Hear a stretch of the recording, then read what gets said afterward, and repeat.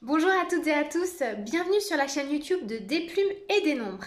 Alors, aujourd'hui, le chemin de vie que j'ai décidé de vous présenter, c'est le chemin de vie 7. On a pour habitude de dire en numérologie que le 7, c'est la maison de la foi. Et en effet, il est vraiment question de foi.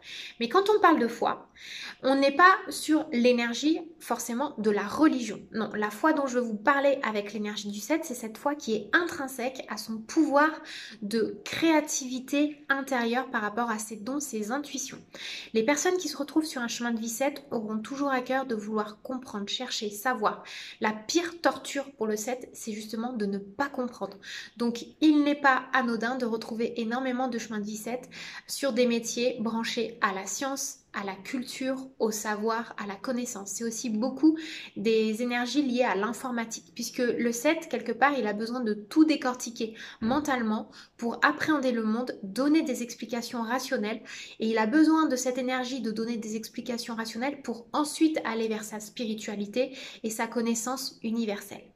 Quand vous regardez le 7 tel qu'il est dessiné, il a donc 7 barres vers le haut, donc il a la tête complètement reliée au ciel. Ensuite, il a sa jambe qui part de biais et qui fait un compromis avec l'intérêt de venir se réincarner sur Terre. Donc il y va pas franco tout droit, mais il y va de biais, mais il y va quand même.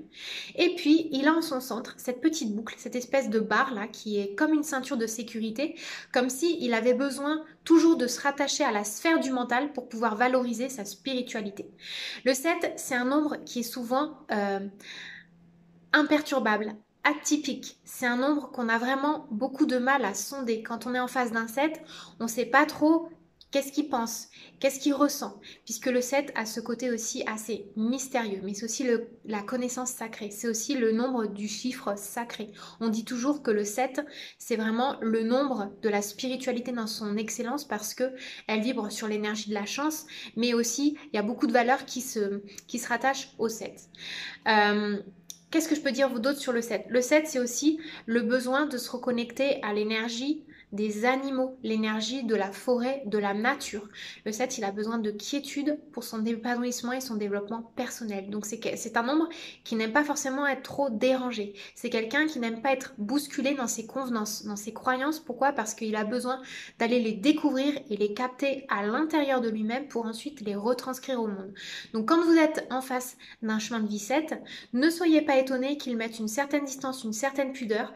C'est juste qu'il a besoin d'un temps d'adaptation pour vous inviter à rejoindre sa sphère intérieure. Voilà, j'espère que ce nombre vous aura éclairé. Dites-moi en commentaire si vous connaissez des 7, si vous êtes 7 vous-même, si ça vous parle, si vous êtes peut-être en année personnelle 7. Il y a des énergies qui sont similaires aussi, bien sûr, dans la traversée des années personnelles. Mais ça, on le verra ultérieurement. Je vous souhaite à tous une très bonne journée. Je vous embrasse et je vous dis à très bientôt. Bye bye!